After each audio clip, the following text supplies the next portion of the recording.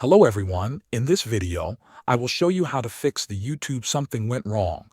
Try again error using simple steps.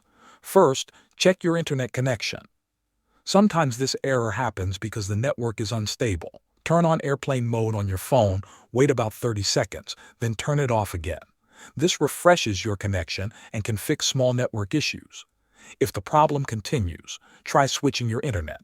If you are using Wi-Fi, change to mobile data. If you are on mobile data, switch to Wi-Fi. This helps you find out if the issue is coming from your network.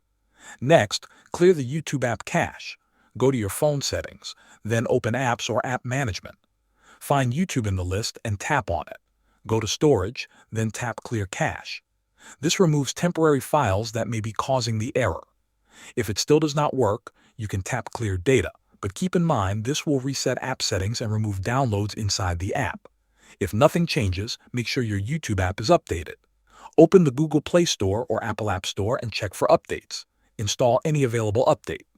If the app is already updated and the issue is still there, uninstall YouTube, restart your phone, then install it again from the App Store. This gives you a fresh version of the app and often fixes persistent errors. Thanks for watching.